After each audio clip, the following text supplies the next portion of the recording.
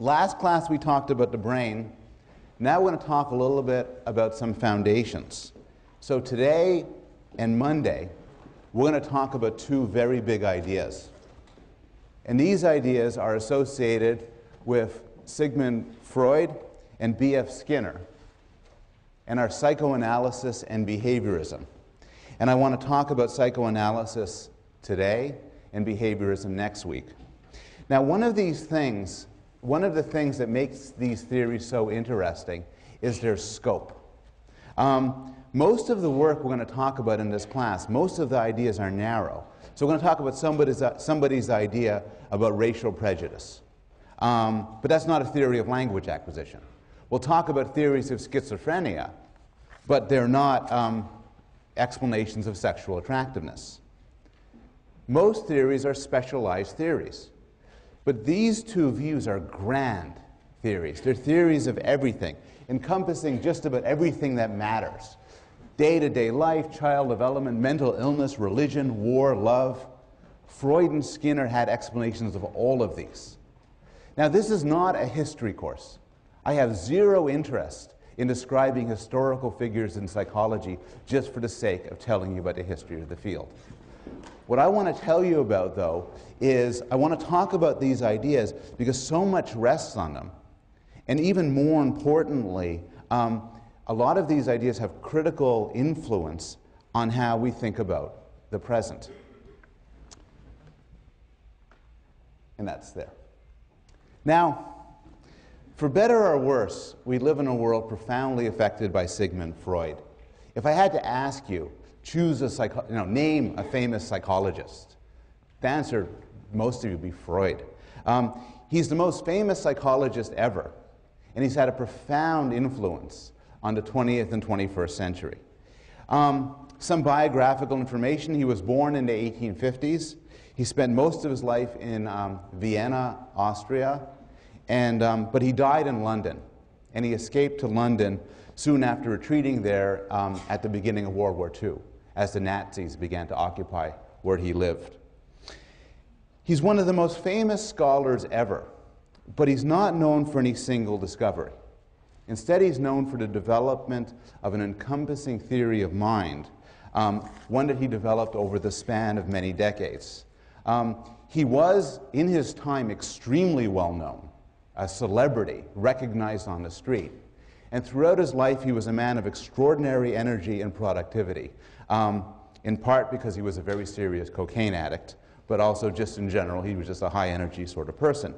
He was up for the Nobel Prize in medicine and in literature, didn't get either one of them, didn't get the prize in medicine because Albert Einstein, everybody loves Albert Einstein. Well, Albert Einstein really wrote a letter, because they asked for opinions of other Nobel Prizes, wrote a letter saying, don't give the prize to Freud. He doesn't deserve a Nobel Prize. He's just a psychologist. Oh, yeah. Okay. While he's almost universally acclaimed as a profoundly important intellectual figure, he's also the object of considerable dislike. This is in part because of his character. He was not a very nice man in many ways. He was deeply ambitious to the cause of promoting psychoanalysis, to the cause of presenting his view and defending it. And he was often dishonest, extremely brutal to his friends, and terrible to his enemies.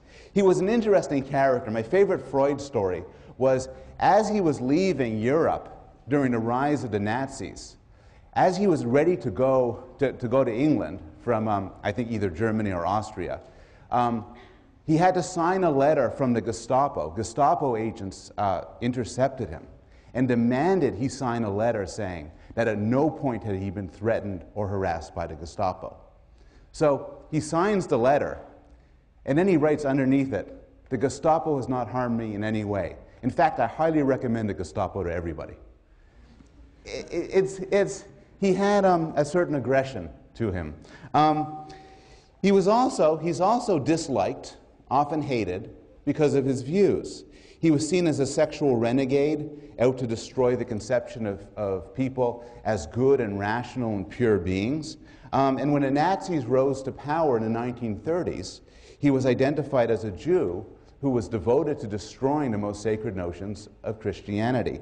And to some extent, many people see him this way, and to some extent, this accusation has some truth to it. Freud made claims about people that many of us, maybe most of us, would rather not know. Well, okay, what did he say? Well, if you ask somebody who doesn't like Freud what he said, they'll describe some of the stupider things he said. And in fact, Freud said a lot of things, some of which were not very rational. For instance, he's well known for his account of phallic symbols, arguing certain architectural monuments are subconsciously developed as penile representations. And related to this, he developed a notorious theory of penis envy. And penis envy is an account of a developmental state that every one of you who is female has gone through, according to Freud. And the idea is that you discovered at some point in your development that you lacked a penis. This is a catastrophe. And so each of you inferred at that point that you had been castrated. You had once had a penis, but somebody had taken it from you. You then turn to your father and love your father because your father has a penis, so he's a sort of penis substitute. You reject your mother, who's equally unworthy due to her penis lack, and that shapes your psychosexual development. Now, if that's the sort of thing you know about Freud, you are not going to have a very high opinion of him or of his work. But at the core of Freud's explanation, the more interesting ideas is a set of claims of immense intellectual importance. And the two main ones are this. The two main ones involve the existence of an unconscious motivation, and the notion of unconscious dynamics or unconscious conflict, which lead to mental illnesses, dreams, slips of the tongue, and so on. The first idea, the idea of unconscious motivation, involves rejecting the claim that you know what you're doing. So suppose you fall in love with somebody and you decide you want to marry them. And then somebody was asked to ask you why. And you'd say something like, well, I'm ready to get married at this stage of my life. I really love the person is smart and attractive. I want to have kids, whatever. And maybe this is true. But a Freudian might say that even if this is your honest answer, you're not lying to anybody else, still there are desires and motivations that govern your behavior that you may not be aware of. So, in fact, you might want to marry John because he reminds you of your father, or because you want to get back at somebody for betraying you. If somebody was to tell you this, you'd say, that's total nonsense. But that wouldn't deter a Freudian. A Freudian would say that these processes are unconscious. So, of course, you just don't know what's happening. So the radical idea here is you might not know why you do what you do. And this is something we accept for things like visual perception. We accept that you look around the world and you get sensations and you figure out there's a car, there's a tree, there's a person, and you're just unconscious of how this happens. But it's unpleasant and kind of frightening that this could happen, that this could apply to things like why you're now studying at Yale, why you feel the way you do towards your friends, towards your family. Now, the marriage case is extreme, but Freud gives a lot of simpler examples where this sort of unconscious motivation might play a role. So, have you ever liked somebody or disliked them and not know why? Have you ever found yourself in a situation where you're doing something or you're arguing for something or making a decision for reasons that you can't fully articulate? Have you ever forgotten somebody's name at exactly the wrong time? Have you ever called it the wrong name in the throes of passion?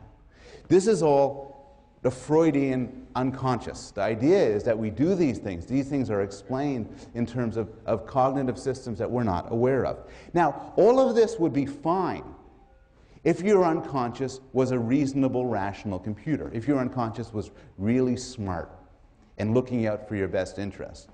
But according to Freud, that's not the way it works. According to Freud, there are three distinct processes going on in your head. And these are in violent internal conflict. And the way you act and the way you think are products not of a singular rational being, but of a set of conflicting creatures. And these three parts are the id, the ego, and the superego. And they emerge developmentally. The id, according to Freud, is present at birth. It's the animal part of the self. It wants to eat, drink, pee, poop, get warm, and have sexual satisfaction. It is outrageously stupid. It works on what Freud called the pleasure principle. It wants pleasure, and it wants it now. And that's, according to Freud, how a human begins. Pure id. Freud had this wonderful phrase, polymorphous perversity, this pure desire for pleasure. Now, unfortunately, life doesn't work like that. What you want isn't always what you get. And this leads to a set of reactions to cope with the fact that pleasure isn't always there when you want it, either by planning how to satisfy your desires or planning how to suppress them. And this system is known as the ego, or the self. And it works on the reality principle. And it works on the principle of trying to figure out how to make your way through the world, how to satisfy your pleasures, or, in some cases, how to give up on them. And the ego, the emergence of the ego, for Freud, symbolizes the origin of consciousness. Finally, if this was all there was, it might be a simpler world. But Freud had a third component, that of the superego. And the superego is the internalized rules of parents and society. So what happens in the course of development is you're just trying to make your way through the world and satisfy your desires, but sometimes you're punished for them. Some desires are inappropriate, some actions are wrong, and you're punished for it. The idea is that you come out, you get in your head a superego, a conscience. In these movies, it would be like the little angel above your head that tells you when things are wrong. And basically, yourself, the ego, is in between the id and the superego. One thing to realize, I told you the id is outrageously stupid. It just says, oh, hungry, food, sex, oh, let's get warm, oh. The superego is also stupid. The superego, according to Freud, is not some brilliant moral philosopher telling you about right and wrong. The superego is like, you should be ashamed of yourself. That's disgusting. Stop doing that. Oh! And in between these two screaming creatures, one of them telling you to seek out your desires, the other one telling you should be ashamed of yourself, is you, is the ego. Now, according to Freud, most of this is unconscious. So we see, bubbling up to the top, we feel, we experience ourselves. And the driving of the id, the forces of the id and the forces of the superego are unconscious, in that we cannot access them. We don't know. It's like the workings of our kidneys or our stomachs. You can't introspect and find them. Rather, they do their work without conscious knowledge. Now, Freud developed this. This is the Freudian theory in broad outline. He extended it and developed it into a theory of psychosexual development. And so Freud's theory is, as I said before, a theory of everyday life, of decisions, of errors, of falling in love, but it's also a theory of child development. So Freud believed there were 5 stages of personality development, and each is associated with a particular erogenous zone. And Freud believed as well that if you have a problem at a certain stage, if something goes wrong, you'll be stuck there. So according to Freud, there are people in this room who are what they are because they got stuck in the oral stage or the anal stage. And that's not good. So the oral stage is when you start off. The mouth is associated with pleasure. Everything is sucking and chewing and so on. And the problem for Freud is premature weaning of a child, depriving him of the breast, could lead to serious problems in his personality development. It could make him, as the phrase goes, into an oral person. And his orality could be described literally. Freud used this as an explanation for why somebody might eat too much, or chew gum, or smoke. They're trying to achieve satisfaction through their mouth of a sort they didn't get in this very early stage of development. But it can also be more abstract. If your roommate is dependent and needy, you could then go to your roommate and say, "You're an oral person. The first year of your life did not go well." A phrase even more popular is the anal stage, and that happens after the oral stage, and problems can emerge if toilet training is not handled correctly. If you have problems during those years of life, you could become an anal personality. According to Freud, and your roommate could say, "Your problem is you're too anal." And according to Freud, literally, it meant you were unwilling to part with your own feces. It's written down here, I know, it's true. And the way it manifests itself, as you know from just how people talk, is you're compulsive, you're clean, you're stingy. This is the anal personality. Then it gets a little bit more complicated. The next stage is the phallic stage. Actually, this isn't that much more complicated. The focus of pleasure shifts to the genitals, and fixation can lead to excessive masculinity in females, or in males, or if you're female, need for attention or domination.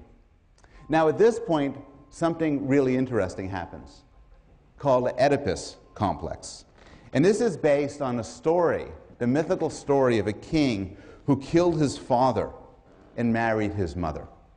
And according to Freud, this happens to all of us in this way. Well, all of us, by all of us, Freud meant men. So here's the idea. You're 3 or 4 years old. You're in the phallic stage. So what are you interested in? Well, you're interested in your penis. And then you seek an external object. Freud's sort of vague about this, but you seek some sort of satisfaction. But who's out there who'd be sweet and kind and loving and wonderful? Well, Mom. So the child infers, Mom is nice. I love Mom.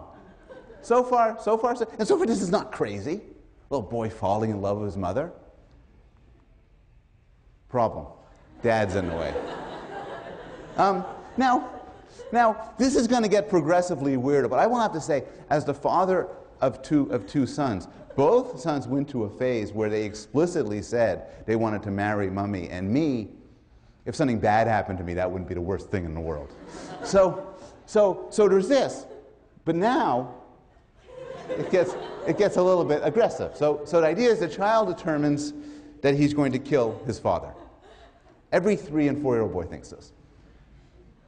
But then, because children, according to Freud, don't have a good sense of the boundary between their mind and the world, which is a problem. The problem is they think their father can tell that they're plotting to kill him. And they figure their father is now angry at them. And then they ask themselves, what's the worst thing Dad could do to me? And the answer is castration. So they come to the conclusion that their father is going to castrate them because of their illicit love for their mom. And then they say, Dad wins. And then they don't think about sex for several years. And that's the latency stage. The latency stage is they've gone through this huge thing with Mom and Dad. Fell in love with Mom, wanted to kill my father. Dad was going to castrate me. Fell out of love with Mom, out of the sex business. And its sex is repressed until you get to the genital stage. And the genital stage is the stage we are all in, the healthy adult stage. Now that you're adults and you've gone through all the developmental stages, where do you stand? You're not out of the woods yet, because unconscious mechanisms are still, even if you haven't got fixated or anything, there's still this dynamic going on all the time with your id, your ego, and your superego. And the idea is your superego, remember your superego is stupid. So your superego isn't only telling you not to do bad things, it's telling you not to think bad things. So what's happening is your id is sending up all of this weird, sick stuff, all of these crazy sexual and violent desires. Oh, I'll kill him. I'll have sex with that. I'll have extra helpings on my dessert. And your superego say, no, no, no. And this stuff is repressed. It doesn't even make it to consciousness. The problem is Freud had a very sort of hydraulic theory of what goes on. And some of this stuff slips out. And it shows up in dreams, and it shows up in slips to the tongue, and in exceptional cases it shows up in certain clinical symptoms.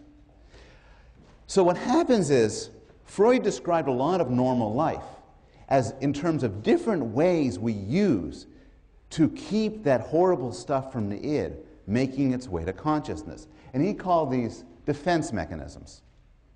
You're defending yourself against the horrible parts of yourself. And some of these make a little bit of sense. I mean, one way to describe this in a non-technical, non-Freudian way is there's certain things about ourselves we'd rather not know.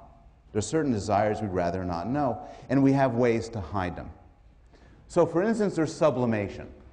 Sublimation is you might have a lot of energy, maybe sexual energy or aggressive energy, but instead of turning it to a sexual or aggressive target, what you do is you focus it in some other way. So you can imagine a great artist like Picasso turning the sexual energy into his artwork. There's displacement. Displacement is you have certain shameful thoughts or desires, and you refocus them more appropriately. A boy who's bullied by his father may hate his father and want to hurt him.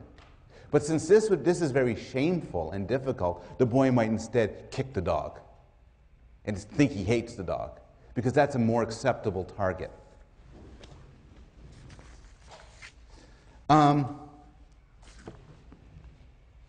There's projection. Projection is, I have certain impulses I'm uncomfortable with. So rather than own them myself, I project them to somebody else. A classic example for Freud is homosexual desires. The idea is that I feel this tremendous lust towards you, for instance, and any of you, all of you, you three. And I'm ashamed of this lust. So what I say is, hey, are you guys looking at me in a sexual manner? Are you lusting after me? How disgusting. Because what I do is I take my own desires and I project it to others. And Freud suggested, perhaps not implausibly, that men who believe other men, who are obsessed with the sexuality of other men, are themselves projecting away their own sexual desires. There's rationalization, which is that when you do something or think something bad, you rationalize it and you give it a more socially acceptable explanation. A parent who enjoys smacking his child will typically not say, I enjoy smacking my child, rather will say, it's for the child's own good. I'm being a good parent by doing this. And finally, there is regression, which is returning to an earlier stage of development. And you actually see this in children. In times of stress and trauma, they'll become younger. They will act younger. They might cry, they might suck their thumb, seek out a blanket, or so on. Now, these are all mechanisms that for Freud are not the slightest bit pathological. They're part of normal life. Normally, we do these things to keep an equilibrium among the different systems of the unconscious. But sometimes it doesn't work. Sometimes things go awry. And what happens is, a phrase that's not currently used in psychology, but was popular during Freud's time, hysteria. Hysteria includes phenomena like hysterical blindness and hysterical deafness, which is when you cannot see and cannot hear, even though there's nothing physiologically wrong with you. Paralysis, trembling, panic attacks, gaps of memory, including amnesia, and so on. And the idea is that these are actually symptoms. These are symptoms of mechanisms going on to keep things unconscious. It's a common enough idea in movies. Often in movies what happens is somebody goes to an analyst. They have some horrible problem. They can't remember something. Or they have some sort of blackouts and so on. And the analyst tells them something. And at one point, they get this insight And they realize why they've blinded themselves, why they can't remember. And for Freud, this is what happens. Freud originally attempted to get these memories out through hypnosis, but then moved to the mechanism of free association. And according to Freud, the idea is patients offer resistance to this, and then the idea of a psychoanalyst is to get over the resistance and help patients get insight. The key notion of psychoanalysis is your problems are actually reflect deeper phenomena. You're hiding something from yourself. And once you know what's going on with deeper phenomena, your problems will go away. I'm going to give you an example of a therapy session. Now, this is not a Freudian analysis.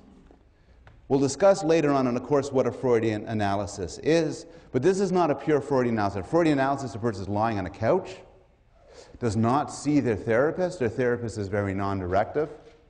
But I'm going to present this as an example here because it illustrates so many of the Freudian themes, particularly themes about dreams, the importance of dreams, about repression, and about hidden meaning.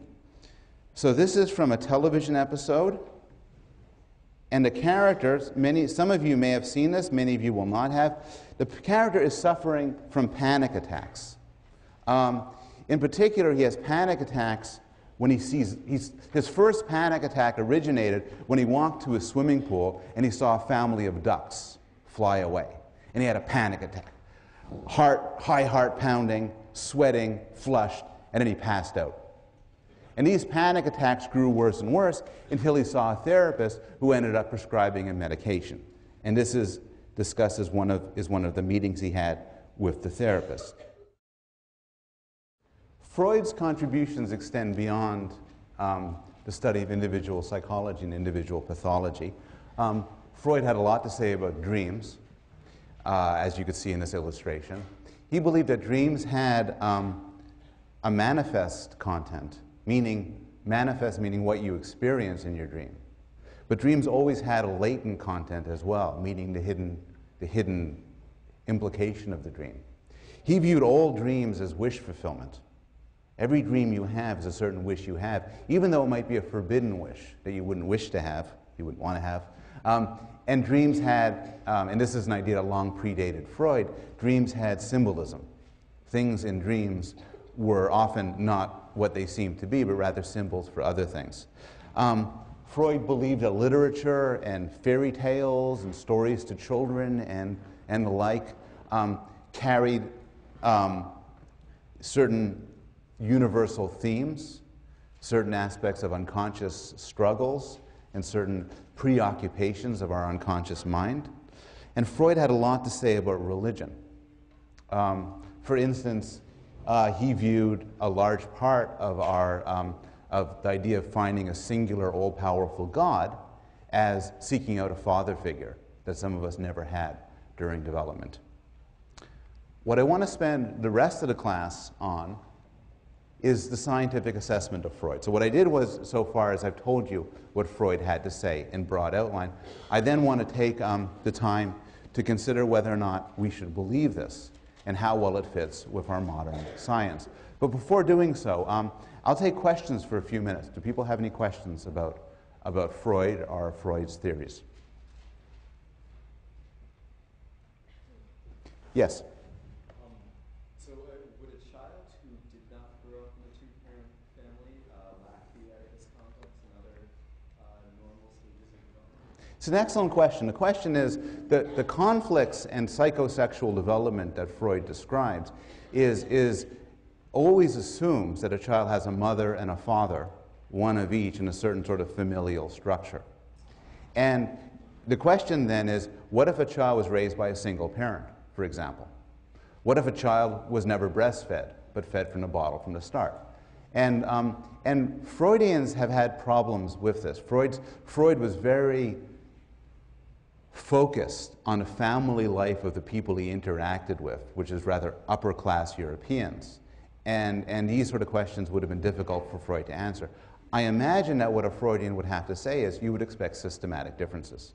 So you would expect a child who just grew up with a mother, or just grew up to be a father, with a father, to be in some sense psychologically damaged by that, failing to go through the normal psychosexual stages. Yes? Do modern psychodynamic therapists still believe that women don't have superegos? The question is, do modern psychoanalysts still believe that women do not have superegos? Freud was, as you're pointing out, Freud was notorious for suggesting that women were morally immature relative to men. I think Freud would say that women had superegos. They're just not the sort of sturdy ones that men have. I think psychoanalysts and psychoanalytic scholars right now would be mixed. Some would maintain that there really are deep sex differences. Others would want to jettison that aspect of Freudian theory. Yes? You define sublimation as being a displacement. Does that make it sort of a subgroup of displacement?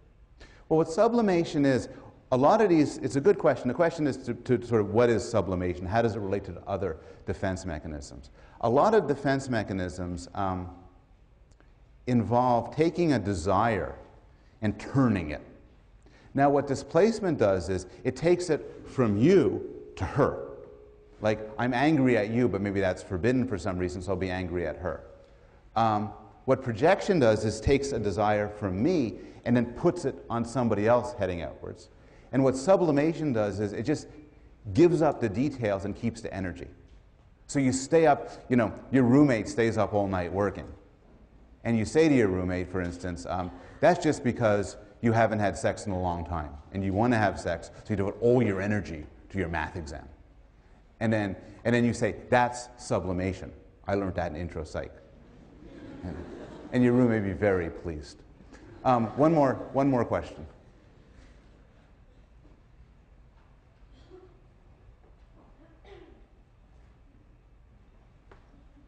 Yes? What kind of evidence is there for cross-cultural validity? The question is, which is related to the issue, extending the issue of the two-parent versus one-parent family, is to what extent are these notions validated cross-culturally? And that's such a good question, I'm going to defer it, I'm going to talk about it in a few minutes, because that speaks to the issue of the scientific assessment of Freud. So I'm going to try to get to your question in a little bit. Freudian theory is now, at this point in time, extremely controversial. And there's a lot of well-known criticisms and attacks on Freud. This is just actually an excellent book on the memory wards by Frederick Crews, and Frederick Crews is one of the strongest and most passionate critics of Freud. And the problems with Freud go like this. There are two ways you could reject a theory. There are two problems with a scientific theory. One way you could reject a theory is that it could be wrong. So suppose I have a theory that the reason why some children have autism, a profound developmental disorder, is because their mothers don't love them enough. This is a popular theory for many years. It's a possible theory, it just turns out to be wrong. But another way, and so one way to attack and address a scientific theory is to view it as just to see whether or not it works. But there's a different problem a theory could have. A theory could be so vague and all-encompassing that it can't even be tested. And this is one of the main critiques of Freud. The idea could be summed up by a quotation from the physicist Wolfgang Pauli. And Pauli was asked his opinion about another physicist. And Pauli said this: "That guy's work is crap. He's not right. He's not even wrong." And the criticism about Freud is that he's not even wrong.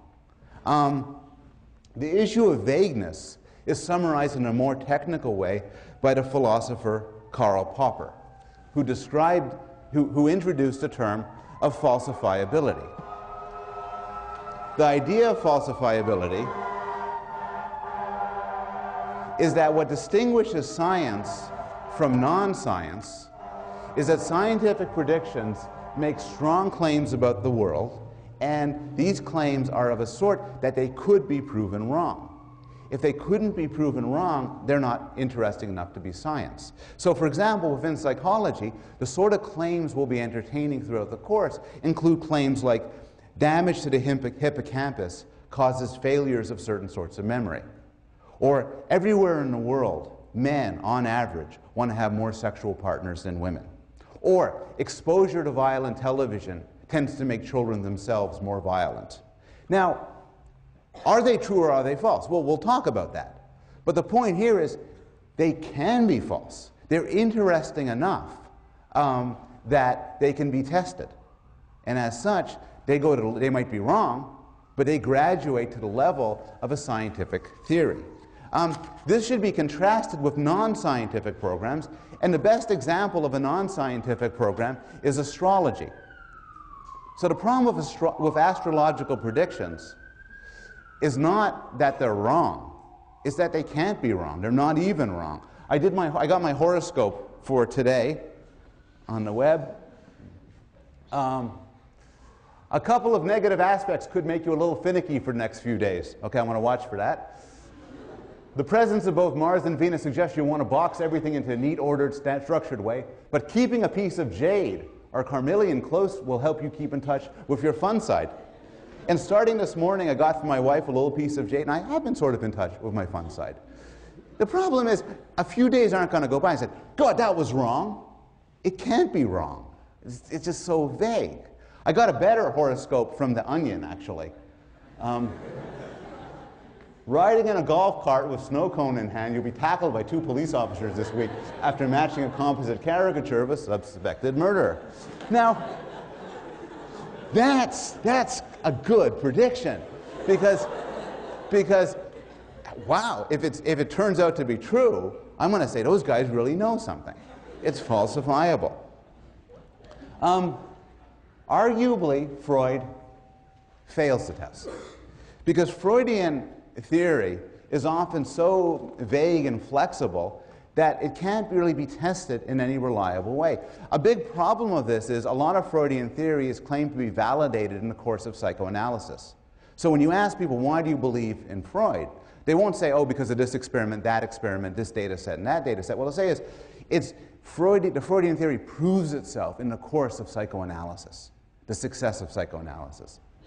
But it's unreliable. I mean, the problem is, say, Freud says to a patient, you hate your mother. The patient says, wow, that makes sense. Freud says, I'm right. Freud says, you hate your mother. The patient says, no, I don't. It's terrible. That's disgusting. Freud says, your anger shows this idea is painful for you. You repressed it from time. I am right. And the problem is, the same sort of dynamic plays itself out even in the scientific debate back and forth. So Freudian psychologists, I'm putting Freud here, but what I mean is well-known defenders of Freud, will make some claims like, adult personality traits are shaped by the course of psychosexual development, all dreams are disguised wish fulfillment, psychoanalysis is the best treatment for mental disorders. Scientists will respond, I disagree, there's little or no evidence supporting those claims, and the Freudian response is, your rejection of ideas shows that they are distressing to you. This is because I am right. And this is often followed up. Seriously enough, you have deep psychological problems. And now I don't want to caricature Freudians. A lot of Freudians have tried and made a research program of extending their ideas scientifically, bringing them to robust scientific tests. But the problem is, when you make specific falsifiable predictions, they don't always do that well. So for instance, there's no evidence that oral and anal characteristics, the personality characteristics I talked about being needy versus being stingy, relate in any interesting way to weaning or toilet training. And there's been some efforts cross-culturally, to go back to the question this young man asked before, looking at cross-cultural differences in toilet training and weaning, which are really big differences, to see if they correspond in any interesting way to personality differences, and there's been no good evidence supporting that. Similarly, Freud had some strong claims about sexuality. for why some people are straight and others are gay. These have met with very little empirical support. And the claim that psychoanalysis proves itself by its tremendous success in curing mental illness is also almost certainly not true.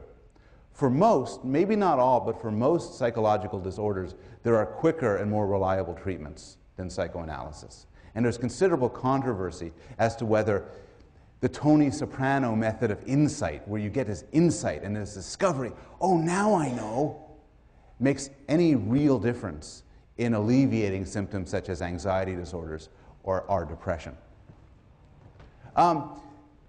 This is why there's often a sticker shock when people go to a university psychology department, where they say, look, hey, so I'm in how can I take classes on Freud? Who's your expert on Freud? And the truth is, Freudian psychoanalysis is almost never studied inside psychology departments. Not the cognitive or developmental side, not the clinical side. There are some exceptions, but for the most part, even the people who do study Freud within psychology departments do so critically. Very few of them would see themselves as a psychoanalytic practitioner or as a Freudian psychologist. Freud lives on, both in a clinical setting and in a university, but Freud at Yale, for instance, is much more likely to be found in the history department or the literature department than in the psychology department. And this is typical enough. But despite all of the sour things I just said about Freud, the big idea, the importance of the dynamic unconscious, remains intact. We will go over and over and over again, different case studies, where some really interesting aspects of mental life prove to be unconscious. Now, there's one question. I'm actually going to skip over this for reasons of time, and just go to some examples of the unconscious in modern psychology. So, here's a simple example of the unconscious in modern psychology. Language understanding. So when you hear a sentence like, John thinks that Bill likes him, in a fraction of a second, you realize that this means that John thinks that Bill likes John. If you heard the sentence, John thinks that Bill likes himself, in a fraction of a second, you would think that it means John thinks that Bill likes Bill. And as we will get to when we get to the lecture on language, this is not conscious. You don't know how you do this. You don't even know that you are doing this, but you do it quickly and instinctively. So much of our day-to-day life can be done unconsciously. There are different activities you can do. Driving, chewing gum, shoelace tying, where if you're good enough at them, if you're expert enough at them, you don't know you're doing them. I was at a party a few years ago for a friend of mine, and we ran out of food. So he said, I'll just go pick up some food. An hour later, he was gone. Still gone. It was supposed to be around the corner. And we called him up on his cell phone. And he said, oh, I got on a highway and I drove to work. He works like an hour away. We got on the highway to drive. And some version of these things happen all the time. Maybe more surprising, Freud's insight that our likes and dislikes are due to factors that we're not necessarily conscious of has a lot of empirical support from research into social psychology, for example. So for instance, here's one finding from social psychology. If somebody goes through a terrible initiation to get into a club, they'll like the club more. You might think they'd like it less because people do terrible things to them, but actually hazing is illegal, but a remarkably successful tool. The more you pay for something, the more you like it, and the more pain you go through to get something, the more you like it. From the standpoint of politics, for instance, if you want loyal people in a political campaign, do not pay them. If you pay them, they'll like you less. If they volunteer, they'll like you more. And we'll talk about why. There's different theories about why. But my point right now is simply that people don't necessarily know this, but still they're subject to this. Another example is some weird studies done in a discipline of social psychology known as terror management, which involves subliminal death primes. The idea of subliminal death primes is this. You sign up for your human subjects requirement, and then they put you in front of a computer screen. And then they tell you, oh, just sit in front of the computer screen and we'll ask you some questions.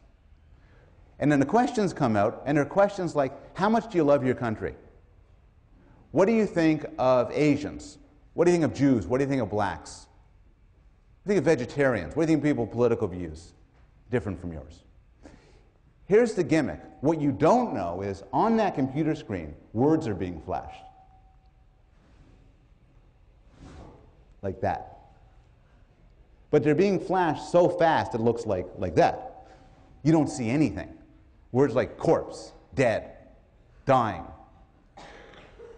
The flashing of these subliminal words, subliminal meaning a fancy term, meaning below the level of consciousness, you don't know you're seeing them, has dramatic effects on how you answer those questions.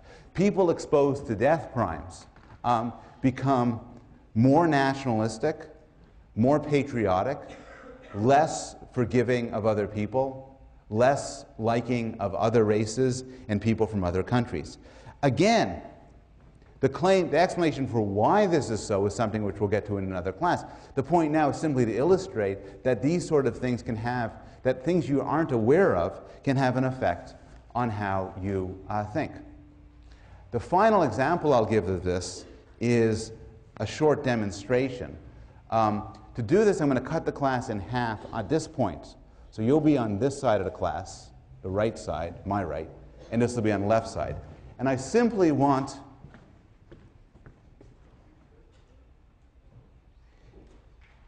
everybody to think about somebody you love. So think about somebody you love, your girlfriend, your boyfriend, your mom, your dad. Think about somebody you love. Just think about somebody you love. Okay. Now,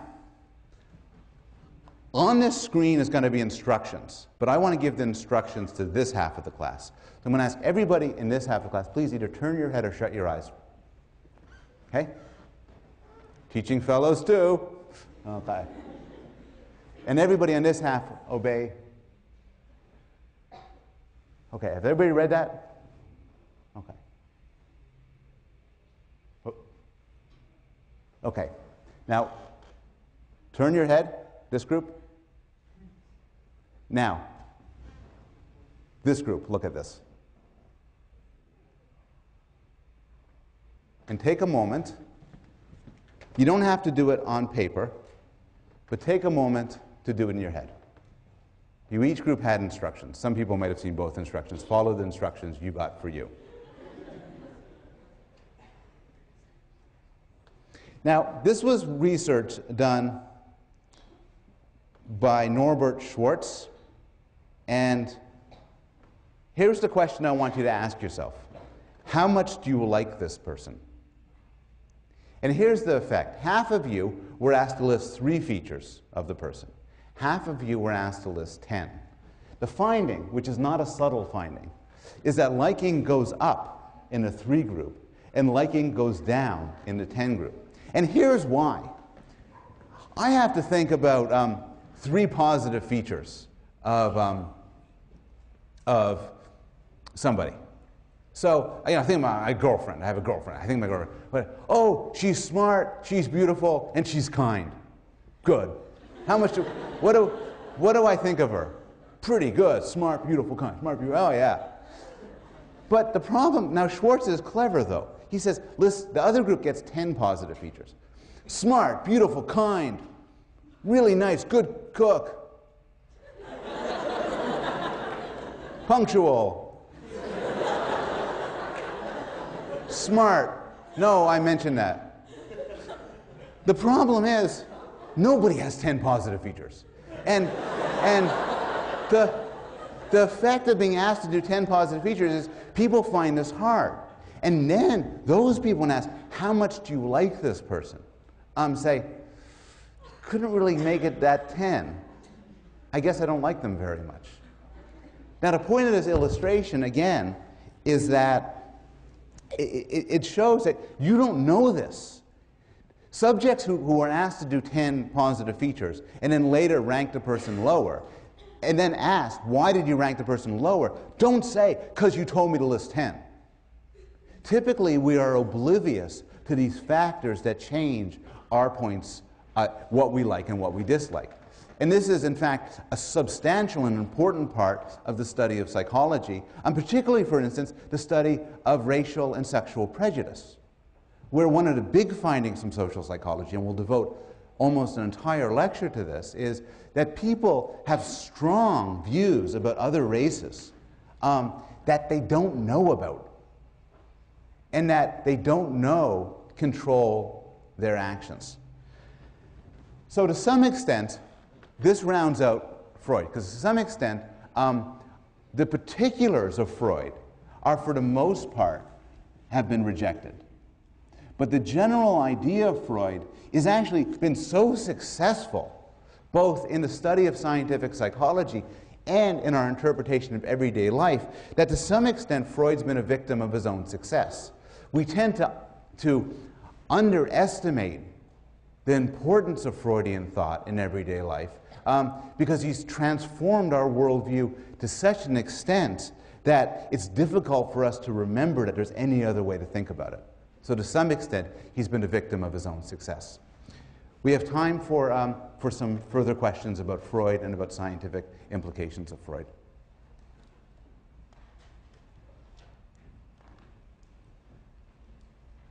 I took a class once on how to teach when I was a graduate student. And I just remember two things from this class. One thing is never grade in red pen. People don't like that. The second thing is never ask any questions, because presumably it's very frightening. Say, any questions? And people find it's intimidating. I'm supposed to ask, what are your questions? So, what are your questions? Yes, and back. Sorry.